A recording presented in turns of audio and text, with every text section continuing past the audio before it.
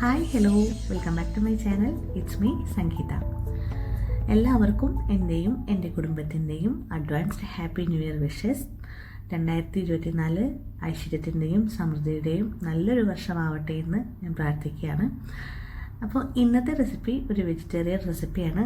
നമ്മൾ നത്തോലി, കൊഴുവ, മീൻ പീരയൊക്കെ ഉണ്ടാക്കുന്ന പോലെ മീനില്ലാത്ത മീൻ പീരയാണ് ഉണ്ടാക്കുന്നത്. കോവയ്ക്ക വെച്ചിട്ടാണ് ഈ ഒരു റെസിപ്പി ചെയ്യുന്നത്.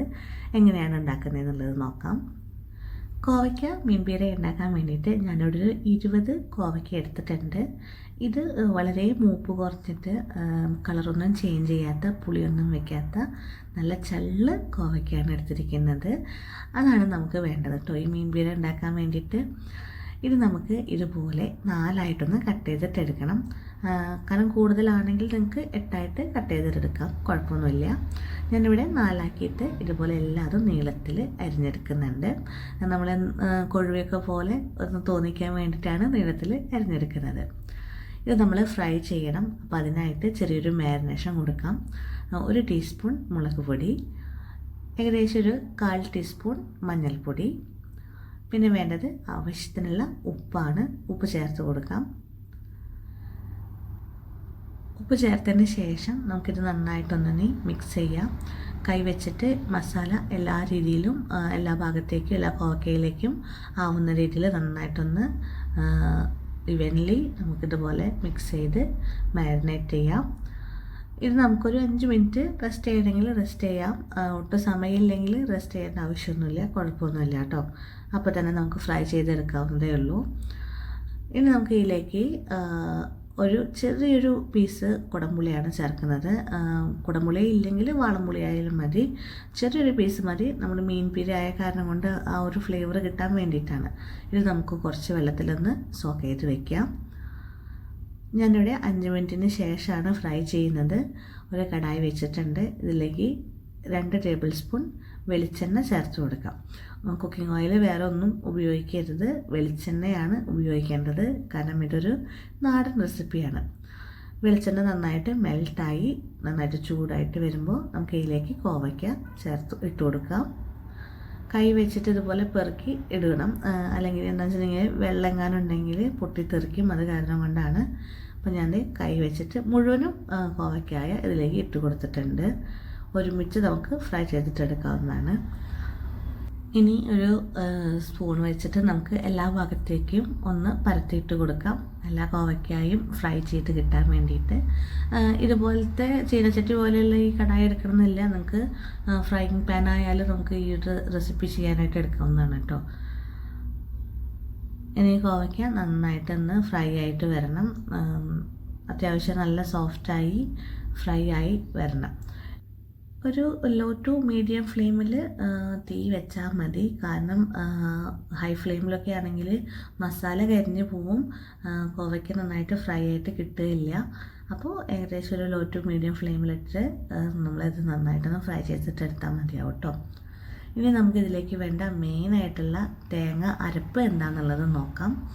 ഒരു മിക്സിയുടെ ജാറിലേക്ക് ഏകദേശം ഒരു ചെറിയൊരു അരമുറി തേങ്ങ ചെറിയത് ചേർത്ത് കൊടുക്കുന്നുണ്ട്. പിന്നെ വേണ്ടത് ചെറിയുള്ളിയാണ്. ചുവന്നുള്ളി ഏകദേശം ഒരു 10 എണ്ണം എടുത്തിട്ടുണ്ട്. അതൊന്ന് 2ആയി കട്ട് ചെയ്തിട്ടാണ് ഇട്ട് കൊടുക്കുന്നത്. പിന്നെ വേണ്ടത് പച്ചമുളകാണ്. പച്ചമുളക് ഞാനിവിടെ ഒരു 3 എണ്ണം എടുത്തിട്ടുണ്ട്. എരിവിനനുസരിച്ചിട്ട് നിങ്ങൾക്ക് കുറയ്ക്കണമെങ്കിൽ കുറയ്ക്കാം. കാരണം നമ്മൾ മുളക് പൊടി ഓൾറെഡി ചേർത്തിട്ടാണ് ഫ്രൈ ചെയ്യുന്നത്. അപ്പോൾ 2 എണ്ണം എങ്ങാനും എടുത്താലും കുഴപ്പമൊന്നുമില്ല. പിന്നെ ഇഞ്ചിയാണ്. ചെറിയൊരു പീസ് ഇഞ്ചി ഇതുപോലെ കട്ട് ചെയ്തിട്ട് ചേർത്ത് കൊടുക്കുന്നുണ്ട്.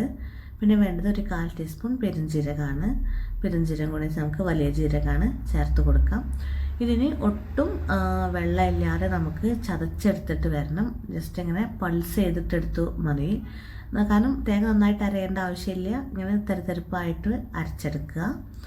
ഉള്ളിയൊക്കെ പക്ഷേ നന്നായിട്ട് അരിഞ്ഞ് കിട്ടിയിട്ടുണ്ട് കേട്ടോ. ഇതുപോലെ വേണം നമ്മൾ തേങ്ങ അരപ്പ് റെഡിയാക്കാൻ.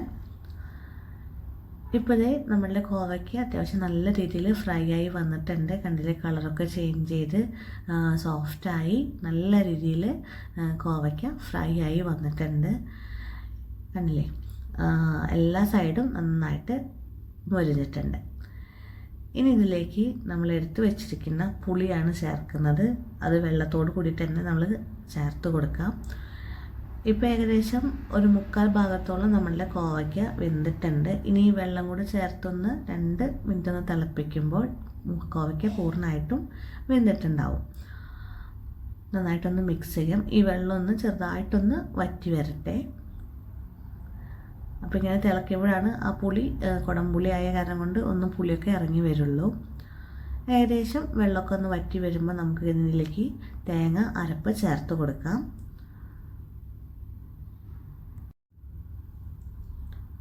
ഒത്തിരി വെള്ളം ഉണ്ടെങ്കിൽ ആ വെള്ളം വറ്റിയതിന് ശേഷം മാത്രമേ നമ്മുടെ തേങ്ങ അരപ്പ് ചേർത്ത് കൊടുക്കാനായിട്ട് പാടുള്ളൂ കേട്ടോ.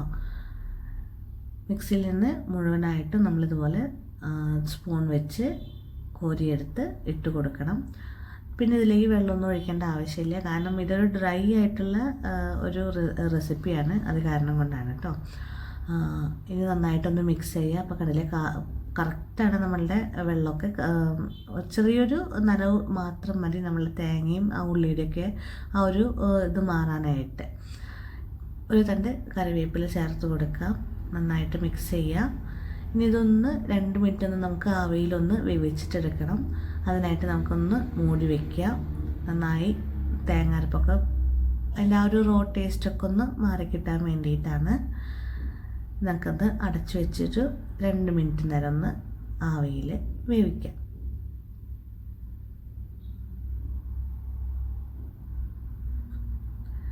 ആവിയിൽ വേവിക്കുമ്പോൾ ലോ ഫ്ലെയിമിലാക്കാനായിട്ട് മറക്കരുത്.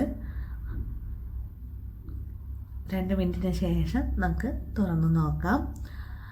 അങ്ങനെ നമ്മളുടെ മീനില്ലാത്ത മീൻ പീര ഇവിടെ റെഡി ആയിട്ടുണ്ട്. കണ്ടില്ലേ, തേങ്ങയുടെ ആ ഇതൊക്കെ മാറി ആ മസാലയൊക്കെ നന്നായി കോവയ്ക്കയിൽ പിടിച്ച് കോവയ്ക്ക നല്ല സോഫ്റ്റൊക്കെ ആയി വന്നിട്ടുണ്ട്. അപ്പോൾ ഇത്രയേ ഉള്ളൂ. വളരെ സിമ്പിളായിട്ടുള്ള നല്ലൊരു ഡിഷാണ് ഇത്. നല്ല ചൂട് ചോറിൻ്റെ കൂടെ ഇത് മാത്രം കൂട്ടി കഴിക്കാനായിട്ട് നല്ല ടേസ്റ്റാണ്. അവസാനമായിട്ട് ഞാൻ 1 ടീസ്പൂൺ പച്ചവെളിച്ചെണ്ണ ഒഴിച്ചു കൊടുക്കുന്നുണ്ട്. ഇതും കൂടി ചേർത്തിട്ടുണ്ടെങ്കിൽ കുറച്ചും കൂടെ നല്ലതാണ്. പിന്നെ ഓയിലൊക്കെ അധികം ഉപയോഗിക്കേണ്ടെന്നുള്ളവർക്ക് വേണമെങ്കിൽ അത് സ്കിപ്പ് ചെയ്യാം, പക്ഷേ ചേർത്ത് കൊടുക്കുന്നത് വളരെ നല്ലതാണ്. അപ്പോൾ ഇന്നത്തെ റെസിപ്പി ഇത്രയേ ഉള്ളൂ. വളരെ സിമ്പിളായിട്ട് തയ്യാറാക്കാൻ പറ്റുന്ന കോവയ്ക്ക മീൻ പീരയാണ്. എല്ലാവരും ഒന്ന് ട്രൈ ചെയ്ത് നോക്കണം. ട്രൈ ചെയ്തിട്ട് ഇഷ്ടമായിട്ടുണ്ടെങ്കിൽ നിങ്ങളുടെ ഫീഡ്ബാക്കൊക്കെ ഒന്ന് പറയാനായിട്ട് മറക്കരുത്. അഭിപ്രായങ്ങൾ കമൻറ്റ് ചെയ്യണം. ചാനൽ ആദ്യമായിട്ടാണ് കാണുന്നതെങ്കിൽ സബ്സ്ക്രൈബ് ചെയ്തൊന്ന് സപ്പോർട്ട് ചെയ്യാനും മറക്കരുത്. ചാനൽ സബ്സ്ക്രൈബ് ചെയ്യുമ്പോൾ ആ ബെല്ലൈക്കണും കൂടി ഒന്ന് എനേബിൾ ആക്കാനായിട്ട് മറക്കരുതേ. എങ്കിലേ ഞാനിടുന്ന വീഡിയോസിൻ്റെ നോട്ടിഫിക്കേഷൻസൊക്കെ നിങ്ങൾക്ക് കിട്ടുള്ളൂ. അപ്പോൾ ഇതുപോലെയുള്ള നല്ല നല്ല റെസിപ്പീസൊക്കെ ആയിട്ട് ഞാൻ ഇനിയും വരുന്നതാണ്. Stay tuned. Thank you.